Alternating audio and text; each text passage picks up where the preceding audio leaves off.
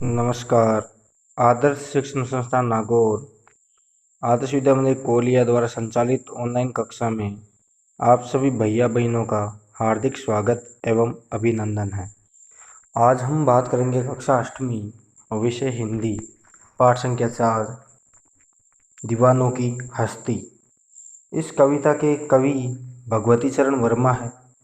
उन्होंने अपनी कविता के माध्यम से एक मस्त मल्ला व्यक्ति के बारे में हमें बताया है, जो इस समाज में, संसार में रहकर के केवल खुशियाँ ही बांटना चाहता है और दूसरों के दुखों को अपने अपने दुख में बदलना चाहता है।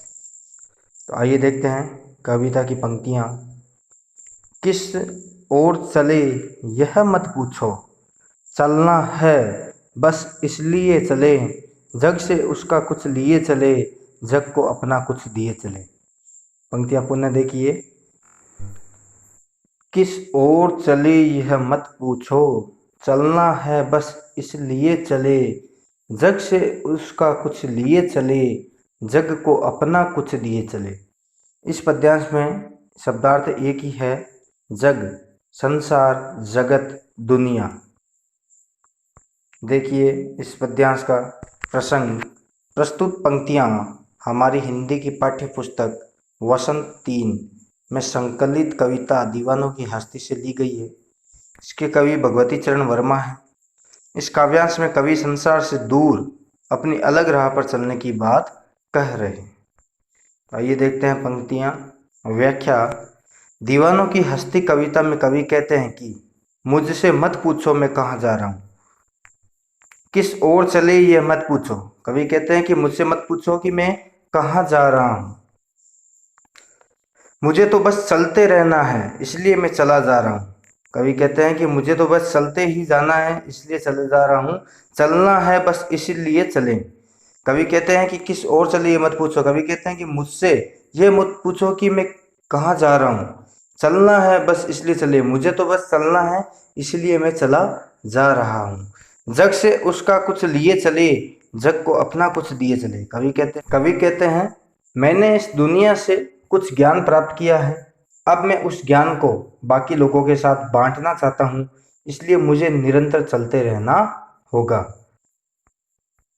जग से उसका कुछ लिए चले, जग को अपना कुछ दिए चले। कवि कहते हैं कि मुझे जो भी ज्ञान प्राप्त हुआ है मैं उसको लोगों के साथ बांटना चाहता हूँ, इसलिए मुझे निरंतर चलते रहना होगा।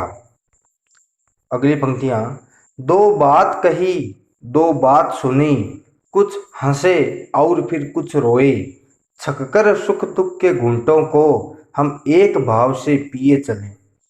शब्दार्थ। छककर तृप्त होकर, भाव एहसास। प्रसंग। प्रस्तुत पंक्तियाँ हमारी पाठ्य पुस्तक वसंत 3 से संकलित है।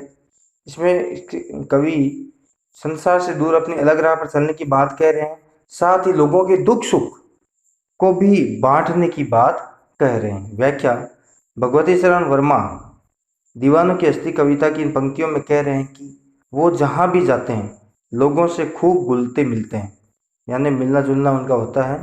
दो बात कही दो बात सुनी, कवि कहते हैं कि जहाँ पर मैं भी जाता हूँ मैं लोगों से घुल मिल जाता हूँ। उनके सुख दुख बांटते हैं, सुख दुख बांटते हैं, कुछ हंसे और फिर कुछ रोए, अर्थात उनकी बातों को सुन करके हंसते भी हैं रोते भी हैं, अर्थात दुखी होते हैं। कवि के लिए सुख और दुख दोनों भावनाएं एक समान है, इसलिए वे दोनों परिस्थितियों को शांत रहकर सहन कर देते हैं। इस तरह कवि अपने मार्ग पर चलते हुए लोगों का दुख सुख बांटते हैं और उन्हें एक समान ढंग से ग्रहण करके आगे बढ़ जाते हैं। कवि ने अपनी पंक्ति में कहा है, छक्कर तृप्त होकर सुख दुख के घूंटों को हम एक भाव से पिए चले, अर्थात कवि कहते हैं कि दुख सुख बांटते हैं और उन्हें एक समान ढंग से ग्रहण करके आगे बढ़ जाते हैं। इस पाठ के इस जो पंक्तियां हैं उनके अभ्यास प्रश्न है। दीवानों की हस्ती कविता के रचयिता कौन है? कवि सुख और दुख को किस भाव से ग्रहण करता है? प्रश्न संख्या 3। कवि किस बात के लिए संघर्षरत रहता है? प्रश्न संख्या 4। कविता पढ़कर कवि की कौन कौन सी विशेषताएं स्पष्ट होती है? प्रश्न संख्या 5। कवि जग को अपना क्या योगदान देना चाहता है। शब्दार्थ एवं अभ्यास प्रश्न अपनी उत्तर पुस्तिका में आपको लिखने हैं। बाकी के पद्यांश अगली ऑनलाइन कक्षा में पढ़ेंगे। तब तक के लिए धन्यवाद।